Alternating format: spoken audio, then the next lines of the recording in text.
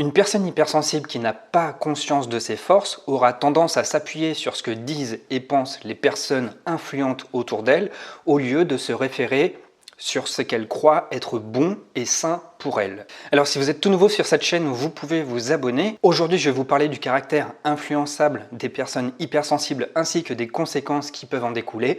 Dans les prochains jours, j'aborderai d'autres thématiques. Donc si vous êtes intéressé pour explorer la thématique de l'hypersensibilité et que vous vous y retrouvez, vous pouvez vous abonner à cette chaîne. Si vous n'avez toujours pas fait le test et que vous n'êtes toujours pas très certain de votre caractère hypersensible ou non de votre personnalité, vous pouvez faire le test qui est juste en dessous dans la description. C'est un test en 27 questions. À l'issue de ce texte, vous recevrez un email qui vous donnera votre score par rapport à la moyenne de la population.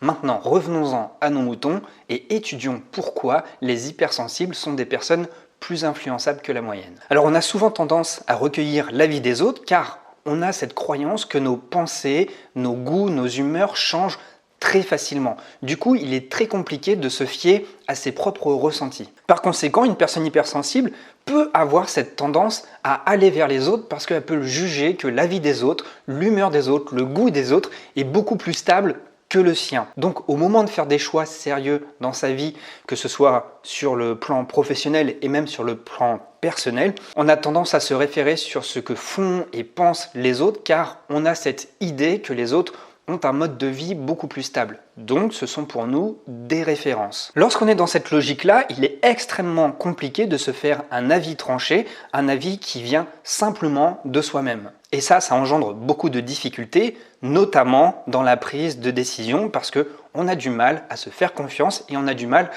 à penser par soi-même. Et le danger dans tout ça, c'est de préférer se tourner vers les personnes charismatiques et influentes.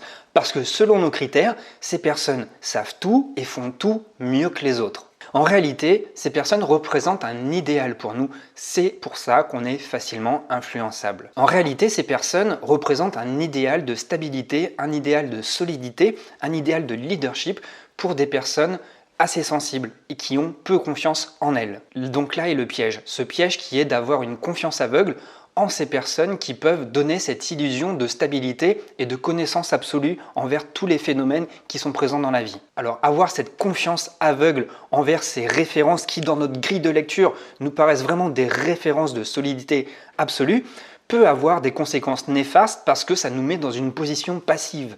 Et oui, on est dans une position passive parce qu'on ne prend plus du tout en main nos responsabilités et on remet notre libre arbitre dans les mains de ces personnes influentes. Le problème dans tout ça, vous le savez très bien lorsqu'on pense à froid, lorsqu'on pense avec distance, c'est que personne ne détient la vérité absolue et ce qui peut être bon pour quelqu'un n'est pas forcément bon pour une autre personne. De même, ce qui est bon pour vous n'est pas forcément bon pour les personnes de votre entourage. Alors de cette habitude de s'en remettre toujours aux autres peuvent en découler plusieurs conséquences. La première, c'est se rebeller d'une manière subite en vous rendant compte que suivre les autres comme ça n'est pas du tout la bonne solution. Ce qui peut être très surprenant pour votre entourage, je pense que vous savez de quoi je parle, lorsque tout de suite vous avez une éruption volcanique, une colère, un coup de gueule, un coup de poing sur la table, bref, quelque chose qui tranche complètement avec le comportement que vous pouviez avoir avant. Quelque chose mais qui dénote, qui surprend, qui fait peur peut-être même parfois, parce que vous avez un comportement impulsif qui complètement renverse la table et qui subjugue totalement votre entourage. Dans ce cas-là, vous avez été probablement déçu par le comportement d'une personne en qui vous donniez aveuglément toute votre confiance. C'est ce qui se passe souvent dès qu'on idéalise une personne. Eh bien, lorsqu'on est déçu, eh bien, la déception est décuplée proportionnellement à toute la confiance aveugle qu'on a pu mettre dans cette personne. Alors, qu'est-ce qui se passe à ce moment-là? Comment vire le comportement? Eh bien, une fois qu'on a tapé du poing sur la table, une fois qu'il y a eu cette irruption volcanique qui a tout fait jaillir, qui a fait jaillir toute notre frustration, eh bien, on passe d'une confiance, d'une naïveté aveugle à une méfiance systématique envers tout le monde autour de soi, au point de parfois devenir paranoïaque. Deuxième conséquence, à force de s'en remettre toujours aux autres, on devient de plus en plus vulnérable parce qu'on a de moins en moins confiance en nous. Et oui, c'est évident, on écoute beaucoup moins nos ressentis, on fait beaucoup moins confiance aux signaux que nous envoie le corps pour nous informer ce qui est bon et ce qui est moins bon pour nous. Et du coup, dans notre quotidien, on n'est plus du tout en phase avec notre ressenti, avec notre libre arbitre, avec nos propres jugements personnels, avec même nos propres sensations. Du coup, on remet toute notre liberté entre les mains d'une personne qui est beaucoup plus influente que nous.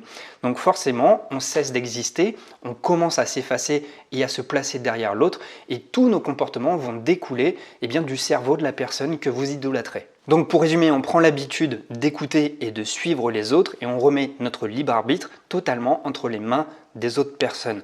Donc qu'est-ce qui peut s'en suivre suite à ce comportement passif, suite à ce comportement effacé? Ne voyant pas le mal, on peut se retrouver coincé dans des relations très difficiles, dans des relations très toxiques, où la personne en qui vous avez une confiance aveugle peut vraiment abuser de vous, peut vraiment abuser de votre confiance, et donc vous pouvez vous retrouver dans des relations très difficiles à démêler et qui sont vraiment inextricables. Donc pour cela, si vous êtes retrouvé dans tous les critères que j'ai pu mentionner jusqu'à maintenant, prenez une pause, faites même une diète relationnelle. Si vous pensez que vous êtes sous l'emprise de personnes, que ce soit au travail ou même dans votre vie plus intime, essayez le plus possible de vous reconstituer un espace personnel pour faire la part des choses. Alors je sais, au début c'est très compliqué d'être objectif, c'est très compliqué aussi de refaire confiance à ses sensations lorsqu'on les a mises de côté trop souvent, mais la meilleure chose que vous ayez à faire, c'est dans un premier temps, avant de retrouver des personnes ressources autour de vous qui vont pouvoir vous épauler, qui vont pouvoir vous accompagner pour pouvoir que vous puissiez vous extirper de ce genre de situation, c'est de vous écouter vous-même. Comment je me sens avec cette personne? Est-ce que je me sens bien? Est-ce que je me sens abusé? Est-ce que je me sens trahi? Comment je me ressens? Que m'indique mon corps? Que m'indiquent mes tripes? Faites vraiment confiance en cela. Pour retrouver ces sensations-là, comme je l'ai dit, recréez-vous une bulle d'intimité. Ça peut être une pièce si c'est chez vous, ça peut être un moment au travail où voilà, vous vous enfermez dans votre bureau. Ça peut être également, lorsque vous avez à méditer sur tout ça, partir de votre environnement habituel, je le mentionne souvent, partir de cet environnement habituel. Si vous vivez dans un appartement, prenez un temps pour aller faire une marche, pour aller sortir, aller au bord de l'eau, aller dans un endroit où c'est plus facile de méditer sur sa situation, et vous allez laisser plus place à vos émotions.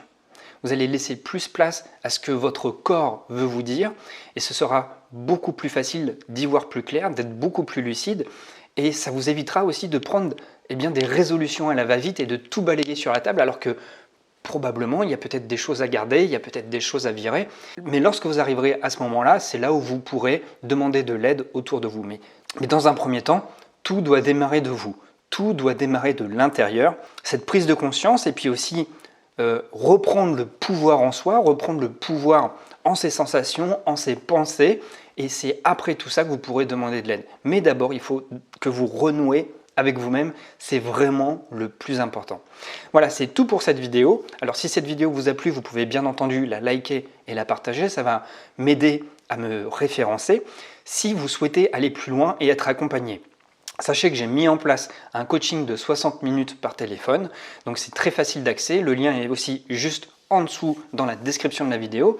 Et puis si vous désirez travailler sur vous, j'ai créé aussi une formation pour les hypersensibles, pour apprendre à mieux gérer ses émotions. Donc vous allez voir, il y a plusieurs protocoles à mettre en place. Il y a aussi un petit travail aussi à mettre en place sur l'écoute de vos émotions et l'analyse de vos émotions, ce qui vous permettra de mieux vous connaître et non plus d'envisager des émotions comme quelque chose qui viennent pourrir votre quotidien, mais plutôt comme des boussoles qui viennent vous indiquer ce qui est bon et ce qui est moins bon pour vous, et ça vous aidera beaucoup plus facilement à faire les bons choix. Voilà, c'était tout pour cette vidéo. N'hésitez pas à entrer en contact avec moi dans les commentaires. Je sais, ces derniers jours, j'étais un petit peu plus distant parce que je suis tombé malade. J'ai eu, je sais pas, je vais faire le test cet après-midi d'abord, comme ça je saurai vraiment ce que j'ai eu. Et j'avais besoin de repos. Donc là, je vais reprendre les réponses. Je vais vous répondre de manière beaucoup plus assidue. Et voilà, si vous voulez entrer en contact avec moi, les commentaires sont un moyen privilégié. Et je vous prie de m'excuser pour mon asthme qui revient. Vous l'avez probablement entendu tout au long de la vidéo. Voilà, je suis revenu dans le Nord. Mes vacances se sont très bien passées. Et bim, dès que je reviens, l'asthme revient au galop. Donc voilà, il y a peut-être des choses à comprendre. Donc je vais essayer de méditer aussi moi-même sur tout ça. Et puis prendre les bonnes décisions par la suite. Je vous remercie beaucoup. Je vous souhaite le meilleur et surtout, portez-vous bien.